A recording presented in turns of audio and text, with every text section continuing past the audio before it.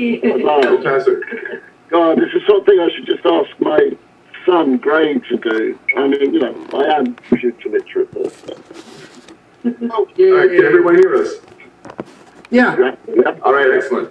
Before I let William and Sarah jump in with the questions, I just want to make sure I introduce you to Randy Lol. I think you both share an editor. Yeah, I was listening to Randy. I love Ben. Ben's one of my favourite people. He's. I talked to him the other day. He's holed up in the desert right now. Right at his spot. I loved your book. He said to say hi. I thought you had a good day. That's all. Oh, okay. Good. I'm gonna call him up afterwards and tell him you told me all these things. So. Yeah, well, you tell him to send you a copy of my book. Yeah, that's the first thing I'm going to tell him. Yeah. Oh, thank you. We've got some copies here. We'll send you a copy, Lol. And also, we've got Wendy Day. She's my top left, surrounded by money. And Galen on the line from Duluth. Hey, Galen.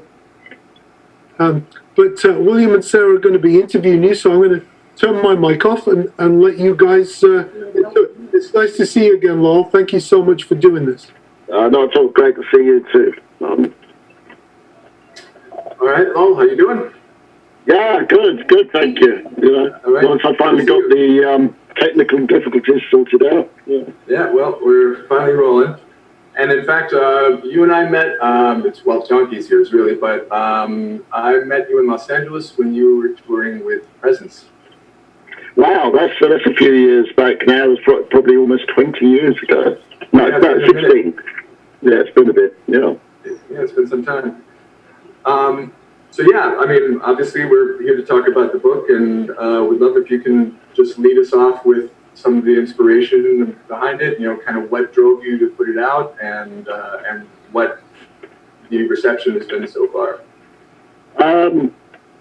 It's strange because I was listening to Randy just beforehand, and I loved when he was telling about, somebody asked him, well, do you find it more difficult once you get clean and sober to create? And he told it exactly like it was, the truth. It's like, no, it's much easier. It's much easier. I mean, you get to feel a bit uncomfortable at first, like you said, because you're not used to dealing with life, that way. But once you do, you get, there's a lot of benefits. So I had always wanted to write, in my time in the Cure, I've handled a lot of different writing aspects, things, with lyrics and stuff. And I'd always been an avid reader. I'd always loved literature, always wanted to write. So one day about 4 or 5 years ago, my friend in New York, Rob, called me up and called my bluff and said, are you still thinking of writing a book? And I sort of went, yeah, sure, He went, okay, because my friend's coming to open up a new publishing company in Los Angeles, and, I'll get him to meet you. So, okay. And that was actually Ben Schaefer. So I went for lunch with Ben, and I told him the idea I had for it, and he said, great, okay, let's get going. And so we did. And it's been the most wonderful experience I've had since the Cure, really, in lots of ways, because I've just spent, the book came out at the end of 2016, beginning of 2017, different territories.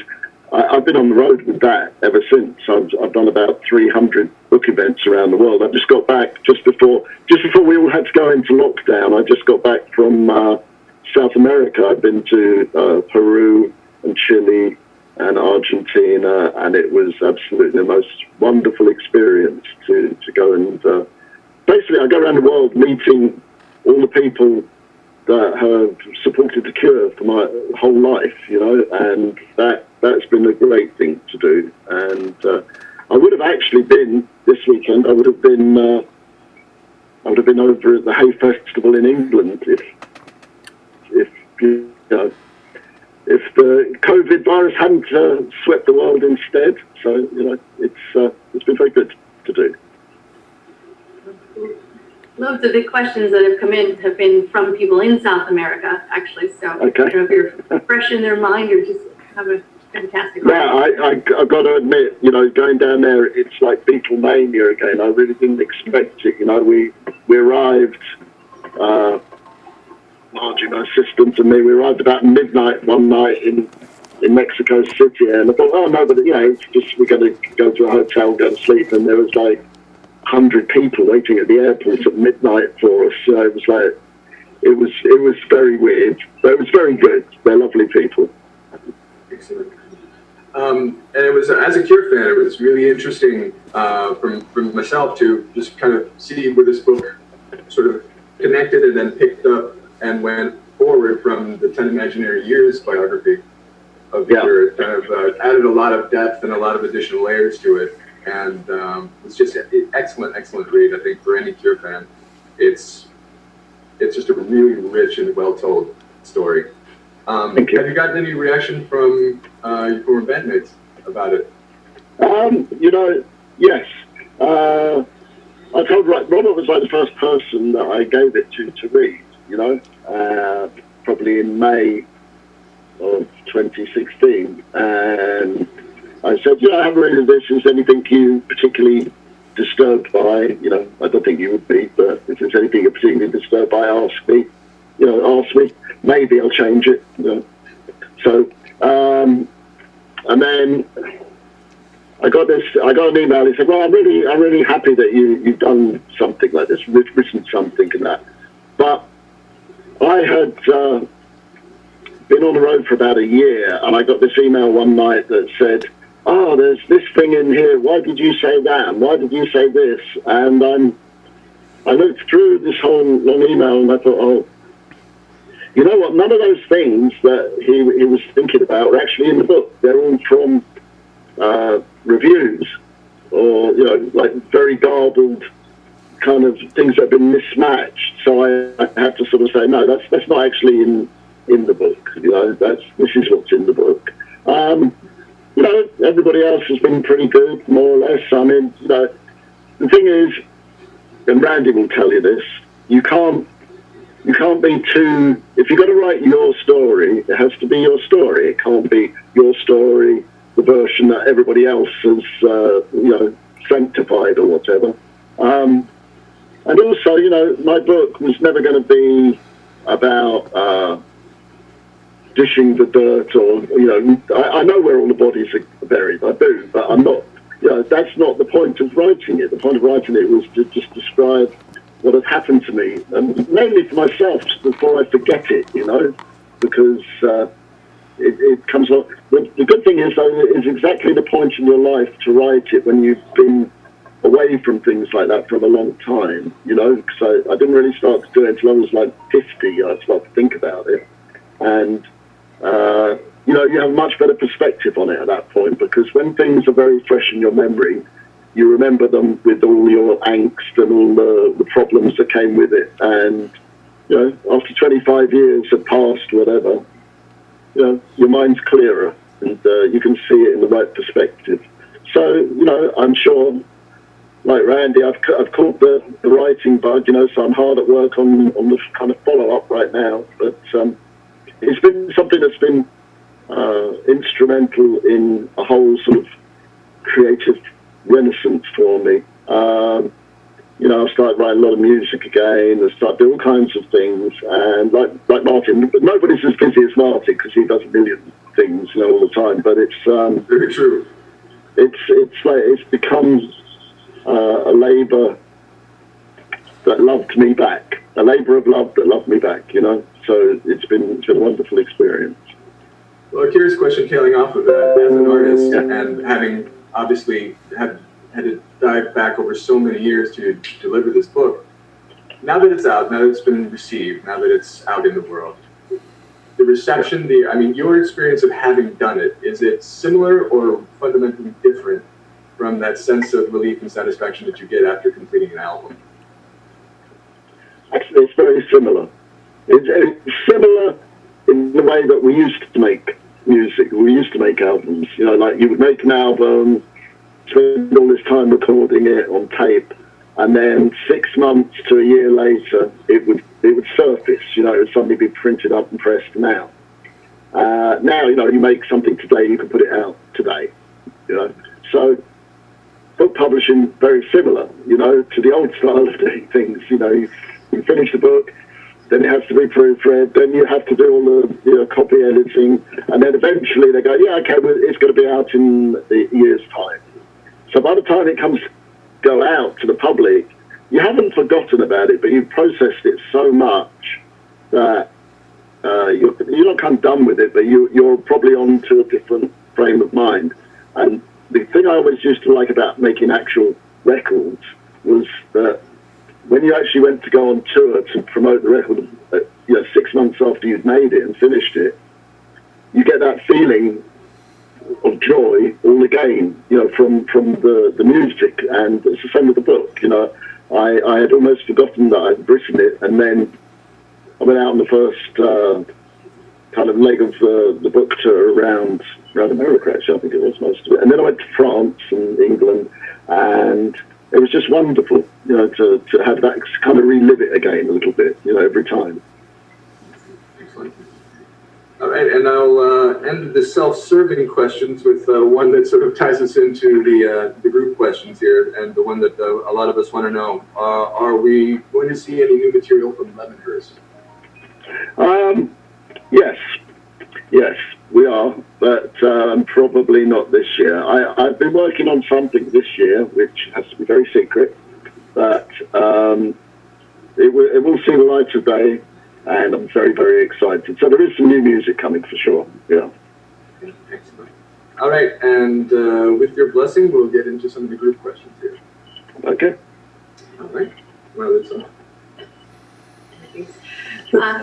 Let's see, Nancy? Oh, hold on. Oh, sorry. Martin, It's like, I'm sorry. It's go on. I'm going through a similar thing, Lol. I'm using this time to revision my PIL book, and it feels like I'm patting a dog on the head. These memories from 40 years ago, sharing them with people. It feels like I'm patting a dog on the head. It's this familiar. It's kind of a really comforting thing, you know. And I love that there's no dirt dishing. There's no room for that. Well, yeah, you know, at the end of the day, it's like, you know, people are going to be the way that they are. It's your experiences. You lived your life, you know, and that's what you have the right and also the ability to put out. So, you know, seems to me it's always drummers as well. Always drummers that write the good books, you know. And Randy. But Randy's Randy. drummer. He's drummed all the way through the Pigface set. Yeah. Yeah. So he's an honorary drummer. Yeah, a budget drummer. So, My interesting thing with the writing process, Lowell, is my life provided the story, right? It was already in place, but the theme of my book was personal accountability. My life's the story of me getting arrested and my alcoholism and all that stuff was just the vehicle I used to convey that theme. Right. And did you have a unifying sort of theme that became apparent to you as you wrote the book? Yeah. You know, actually, the whole thing in the end was kind of like Pilgrim's Progress. You know, you have to go to the seventh circle of hell, but come out of it with some knowledge, as opposed to coming out of it with bitterness and self-serving stuff. Right. You know, so it's about redemption, of course. You know, the hero's journey. Joseph Campbell. Yeah, except you don't want to make yourself the hero all the time of every story. No. Because that gets old pretty quick, you know. Sure. I mean, we have a president that does that, and you know. Yeah. Right. I have a whisper question. Can you hear me? I don't want to be too loud. Yeah.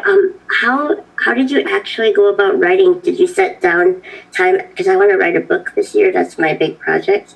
Did you set down time every day at the same time, or did you just kind of like go? I'm curious about the actual process of writing a book like that. Right. Good. Yeah. absolutely. Yeah, I had a process, and the only way I could do it was I said to myself, okay, I give myself 1 year, and that's all I'm going to do is write the book. I mean, I did other things, but I said all I'm going to do is write the book. A friend of mine said, some people have an office near here. You know, they're looking for somebody else to share their office space with them. Just there's two guys that do, I don't know, kind of web projects and things, and I think you'd like it. And it's only about a mile from where I live, so I thought, okay, that's a really good idea, because, you know, you can do it at home. You can do it all at home, but if you do it at home, you know, you sit there, you type, and then all of a sudden you go, time for lunch, that needs fixed over there. So I made it so I had to go to a place to go to work every day. And I've read a lot of different things, actually some books that Ben Schaefer told me about, you know, like Stephen King's book on writing. And he said, well, you know, I have a place that I write in, and nobody gets to read anything until the first draft's finished. So I just went in for a year to my office, 4 or 5 hours a day, and just wrote. And some days, you know, you get 200 words and it's horrible, and some days you get 2,000 and you don't want to stop. But then I did the other thing that Hemingway always said, you know, never finish your story every day, you know, always leave a little bit there to come back to the next day. And if you do that consistently, I did it, like, you know, 5 days a week for a year, at the end of the year, you've got a book, you know. And for me, it was completely a learning process, because although, you know, I loved books and read it, I've never written anything longer than about 10,000 words ever. You know, maybe I wrote a magazine article or something, but writing books is a whole different kettle of fish. And, you know, I made a lot of mistakes along the way. At one point I had, in this office, I had this big chart that went all the way around the walls, and I was marking off the timelines of things. And then I got talking to a friend of mine who was a novelist, and I said, well, how do you go about writing? He said, well, I put all what I think are good chapter titles on cards, and I put them out on the table in front of me, and then I just mingle them all around till I think I've got some kind of story that goes through all of them, and then just got to fill in the gaps between the chapter titles. And it's kind of like that. I mean, the first thing I wrote for the whole book wasn't at the beginning. I didn't start that to sit down and just write, you know, okay, in the beginning, this is what happened. I actually started when I got back together with the CURE in 2011 at the Sydney Opera House, and I wrote all about that. And my agent said to me, oh, well, you know, you should go and see this person. I won't name her. She's not a writer. I know that Ben knows her for sure, and Randy knows her, but he said, you should go and take your work to this writer and, you know, see how you're going, how you're doing. And she doesn't live very far from me, so I went round to see her. She's a little older than me, and I was very nervous, you know, because it was the first thing I'd written completely seriously, and I was very invested in it. It's kind of like putting your baby in front of somebody and saying, please, you know, tell me what's good about this or bad, you know. And I gave it to her, and she read it all and she got through it, and at the end she turned around to me and she said, you are a writer. You're a writer. Just, you know, and handed it back to me, and I was just like, oh, okay, you know. And then I could kind of go on. I needed some kind of validation, you know, just to know that I was doing the right thing. But yeah, absolutely, the process was 1 year sitting down and writing every day. Well, that's pretty useful for me to hear too, Lol. Thank you. Good. When I was writing my book, my friend Kevin is a best-selling author. He wrote a book called The Yellow Birds, which was made into a movie. And he was the guy I first showed my writing to, because he's like a National Book Award finalist. And he's like, I showed him some of the chapters, and he was like, you're a writer. And he said, the most important thing to remember is that when we sit down at the blank page, we engage with something true. As long as you engage with something true, you make the blank page your bitch. Now go finish the book. Right. Well, that wasn't quite what it was. It was Pamela DeBar's that I went to. Oh, yeah. Yeah, and she didn't actually say that to me. She didn't say anything about making anything my bitch, but she said, yeah, you know, it's got to be truthful, and that's that was the thing that stopped me at the beginning, because I had to be aware that if I'm going to write it, it has to be 100% true. It has to be the truth. Because if it isn't, people that read it very soon will understand that it's not true. You know, that Yes. you can't really fool the reader. You know, you can kind of skirt around things, but you can't really fool them. And so I thought, okay, am I prepared to put everything out there? Not, you know, not my war wounds, so to speak, but am I prepared to be just me and be vulnerable? And once I made that decision, it was easy, you know. Sarah, do you? I'm sorry, I kind of interrupted. I know there's a ton of questions to get to. Yes. Go ahead and get started. Okay. So the questions, we've kind of put them in different groups. Okay. The first bit were people who wanted to know about your early CURE days.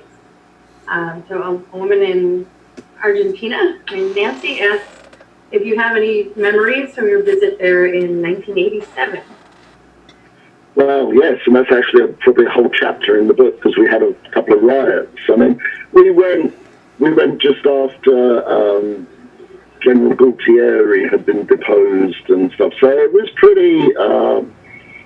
It's funny because I just went to South America before Christmas, and the same thing was happening again. You know, we were supposed to go to Bolivia, and I got a phone call from Bolivia that said, don't come right now because they're not letting people out of the airport. You know, you won't be able to actually get into the country. So, and then we got to Chile, and they just had all these riots in Chile as well. So, you know, it's very volatile down there. But in Argentina, the first time we went, it was we were probably the first band from you know, England or the US that had been there after all of that trouble had got to them. A lot of people came to see us, and it was really kind of a good show. But the trouble is if you repress people for so long, you know, they have all this enthusiastic energy, I think is probably the best way to describe it. So things got out of hand, and there was a riot, and you know, things happened very. Yeah, there was a few deaths and stuff, which are pretty bad, obviously. But you know, people would say, oh well, you know, wondered if the band was had something, you know, didn't want to be coming back to Argentina, and that was never the way. That was never what we thought. We understood what the mood was, and it wasn't directed towards us. You know, it was directed towards the situation they've been living in. And so when I went back this last time after Christmas, before Christmas time, sorry, it was very nice to go back and talk to people. And some people had been at those concerts, you know, like 1987. So that was kind of amazing, you know. So no, it was good. It was good. All right, there's another one here. It says, on 17 Seconds, Faith, and especially Pornography, your playing became more and more tribal, a bit like Joy Division, Bauhaus, or the Banshees. Was it on purpose? I wouldn't say it was on purpose, but I'd say there is a purpose behind it, if that makes sense. It's like that, you know, two of those bands that you named, like the Banshees and Bauhaus, I have great admiration for, particularly for the drummers in those bands, right? So, obviously, and Joy Division, of course, Stephen Morrison's a great drummer. But, you know, I think we came from, you know, we didn't come from the same areas, but we came from the same era musically, and the same influences to a greater or lesser extent. You know, they permeated into our thoughts. So we're bound to play, you know, some variations are similar, but not completely the same. Okay. Okay. And a fan named Rick would like to know what led you to choose rototoms specifically for your kids. A lot of the things that we did in the CURE were, you know, a lot of people when they start bands, they you know, maybe they're young, sort of 13, 14, and they hear different bands, they get into music, and then they start going, okay, we'll form a band. Well, you know, what was our influence? Okay, I want to play drums like this guy, or I want to play guitar like this band. But for the CURE, we had a different modus operandi. We said, what don't we like? You know, what don't we like, and what are we not going to play? Well, we're not going to do big long guitar solos. You know, we had to calm Pearl down a bit because he was really good at that kind of stuff. And you know, for me, I had started playing drums as a way to express myself. You know, if we'd been able to be furniture movers and express ourselves, I would have done that. But it was, you know, to me, it was the expression that was important. So I looked at a lot of things that I'd seen people play, different kind of drums. And at the time, a lot of people played these things called concert toms, which were like big and deep with only one head, and they were very 1970s. And suddenly one day I saw these rototoms, and I thought, they look completely different. Most people would just use them as additions to their kit. I decided, okay, I'm going to make my whole kit out of it. And it looked a lot different. And also, you know, from a vanity point of view, you know, if you're the drummer, you get stuck behind this whole list of things, you know, and you have to kind of look over the top. The good thing about rototoms, they're so small and spindly, is that everybody could see what I was wearing. You know, I'm by far the best sartorial member of the CURE, so, you know, it was good to do that. Yeah, like Charlie Watts. Charlie Watts is my sartorial in the Rolling Stones, you know, so I was like, okay, he just played behind a small kit, looked very dapper, so I thought, okay, I'm going to make sure people can see what I'm wearing. Yeah. Excellent. So Carlo wants to know, which of the CURE's albums represents what you always wanted to do as an artist? You know,